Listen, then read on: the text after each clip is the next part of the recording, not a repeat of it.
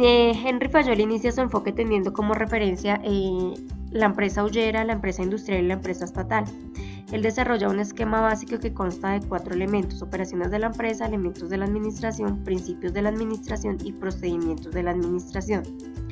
En las operaciones de la empresa lo que él hace es que toma la organización como un todo y la divide en 6 áreas. Estas son el área técnica, que es la encargada de la producción y la fabricación, un área comercial, que es la encargada de la compra, venta e intercambio, un área financiera, que es donde tenemos toda la obtención y utilización del capital, un área de seguridad, que es donde se desarrolla la protección de la propiedad y del personal, una quinta área que es la contable, que es la encargada del registro de existencias, balances, costos, estadísticas, etc. Y finalmente la administrativa, que es donde se desarrolla el proceso administrativo.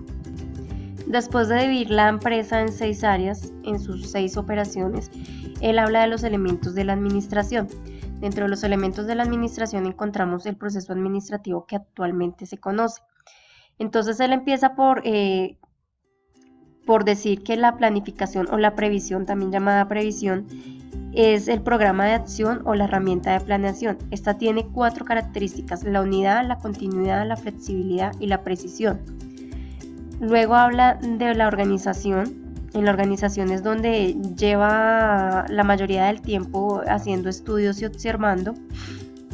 Y para poderla entender, organizar una empresa es tener que proveerla de todo lo que es útil para su funcionamiento: las materias primas, las herramientas, el capital personal. Por este motivo, entonces, él la desglosa de la siguiente manera. Dentro de la organización, él dice que hay un organismo social y un organismo material. Él se dedica a estudiar solamente el organismo social.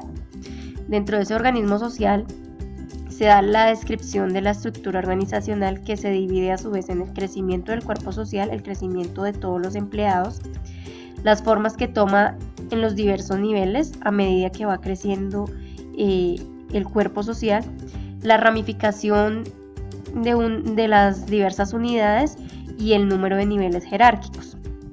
Luego él habla que dentro de ese cuerpo social tiene que haber unas subdivisiones, y es allí cuando él crea 9 grupos. Estos grupos son el grupo de accionistas, el consejo de administración, la dirección general y plana mayor staff, las direcciones generales y locales, los ingenieros principales, jefes de servicio, jefes de talleres, contramaestre y maestre. Él dice que para poder ocupar alguno de estos niveles dentro de ese cuerpo social, estas personas tienen que tener unas responsabilidades, y que esas responsabilidades a su vez tienen que tener unas cualidades necesarias.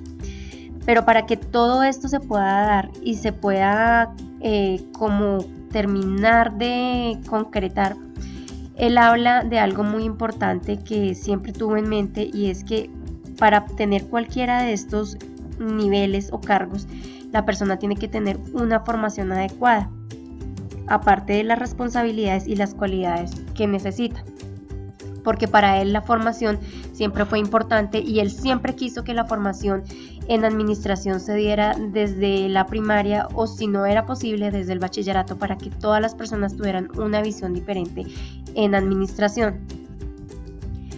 Luego habla de la dirección, la relaciona con el proceso de organización, y dice que después de construir el cuerpo social, se trata de hacerlo funcional. Esta dirección se basa en cualidades personales y en el conocimiento de los principios generales de la administración. Luego pasa a la coordinación, que la define como, en suma, dar a las cosas y a los hechos las proporciones que convienen, adaptar los medios al objeto. Indica que dentro de la coordinación hay 2 ítems importantes, que son: tiene que haber una conferencia general de los jefes de servicio, y la segunda, que es el establecimiento de agentes de enlace. Finalmente, él habla del control, y dice que el control se debe aplicar en todas las 6 áreas antes mencionadas, y que para que este control se pueda dar de forma efectiva tiene que haber un proceso de retroalimentación. Luego nos habla de los principios administrativos. Él crea 14 principios administrativos. Aquí se encuentran los 14 principios que él crea, pero no están en el orden que generalmente se presenta. Los tengo en un orden diferente porque él estos principios los divide en 3 grupos. Entonces, para comenzar vamos a hablar de los principios de poder, que son los que están en negro, y él comienza por definir que la autoridad como derecho a mandar, define la autoridad como un derecho a mandar y el poder de hacerse obedecer, y que ésta se distingue entre autoridad estatutaria y autoridad personal. Dice que estas dos conllevan a la responsabilidad. Luego habla que el derecho a mandar crea autoridad, que es el deber de obedecerla y que recibe el nombre de disciplina. La relación que hay entre autoridad y disciplina se dan estas dos, se tiene que dar entre agentes del mismo cuerpo social, que tienen diferentes niveles y que están definidos por la autoridad estatutaria. Y dentro de ese conjunto de jefes que ocupan diferentes niveles, o sea, que todos tienen un cargo de jefe, pero que tienen diferentes niveles y que tienen que dirigirse a rangos inferiores, a un cuerpo inferior, se constituye la jerarquía. Es donde allí entra a constituirse el principio de jerarquía. Luego dice que la autoridad y responsabilidad, la disciplina y jerarquía están relacionadas con el principio de la unidad de mando. Después de tener estos 3 principios, entonces es cuando se crea la unidad de mando. ¿Y en qué consiste la unidad de mando? Consiste en que para que una acción cualquiera se pueda dar, una persona no puede recibir órdenes de varios jefes, sino de un solo jefe. Luego nos habla de la unidad de dirección, que consiste en que debe haber un solo jefe y un solo programa para que un conjunto de operaciones tiendan al mismo objeto. Después él habla de la centralización, que afirma que la centralización ni es buena ni es mala, pero que es una cuestión de medida. Y finalmente nos habla del principio de orden, que lo define como un lugar para cada cosa y cada cosa en su lugar, y luego añade un lugar para cada persona y cada persona en su lugar.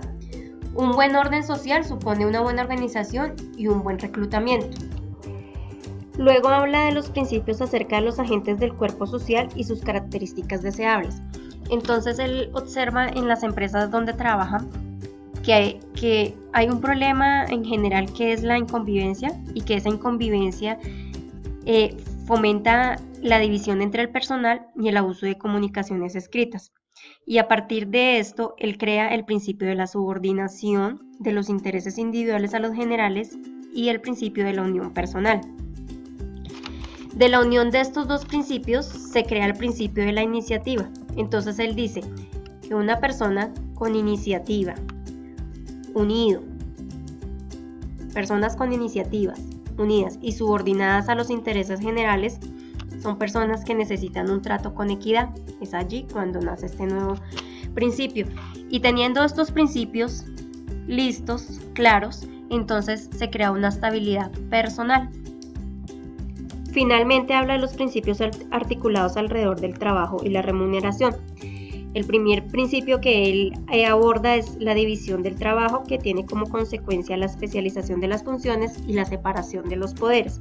Y finalmente el de la remuneración, que es donde él presenta diferentes modos de remuneración para los obreros, los jefes, para las diferentes jerarquías que anteriormente se mencionaron, y que ese pago tiene que realizarse por jornada o por tarea o por destajo.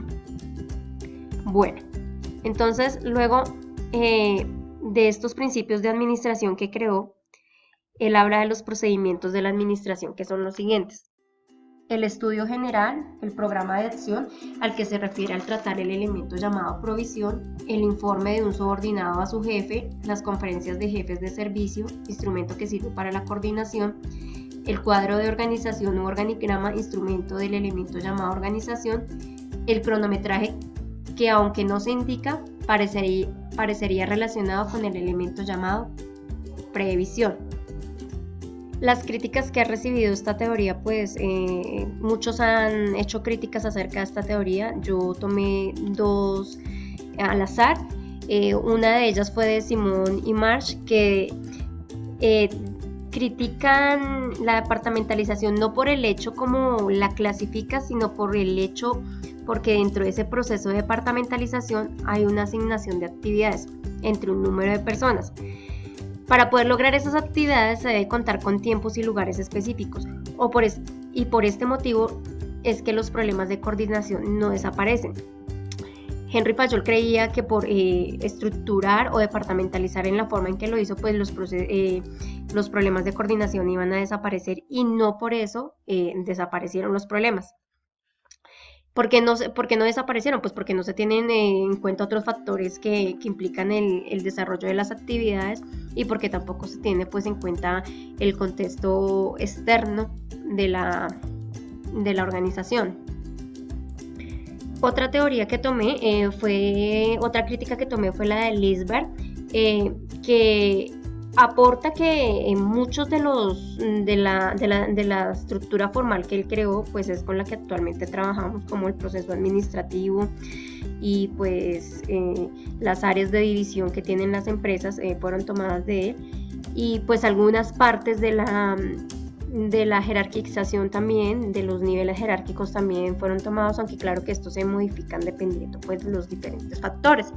Entonces mucha de la parte formal que él creó es con la que actualmente trabajamos. Entonces él dice que es un aporte muy importante, pero también critica que ignoró por completo la estructura informal, simplificando factores del ser humano y factores sociales. También criticó que los principios que formuló están apoyados en hipótesis erróneas sobre el comportamiento del ser humano y de la organización. Y finalmente afirma que en esta teoría el hombre fue entendido como un recurso de producción que se adquiría en el mercado, más no como persona o como ser que sentía, que pensaba y que podía generar grandes ideas. Finalmente, mi crítica o el aporte que hago es: Henry Fayol sin duda alguna realizó un gran aporte a la administración, creando la división de áreas y el proceso administrativo con el cual trabajamos actualmente. Y dentro de estos enfoques, él da lugar a la departamentalización y a los niveles jerárquicos según la época en que vivía. Pero no alcanzó a imaginarse que las épocas tendrían grandes cambios, y dentro de su afán de construcción de este modelo deja de lado el desarrollo de estudios del cuerpo social como persona en todas sus áreas y el contexto externo de las organizaciones. De igual manera, aunque habla de motivación, para él no es claro que esta se debe desarrollar en los diferentes niveles jerárquicos.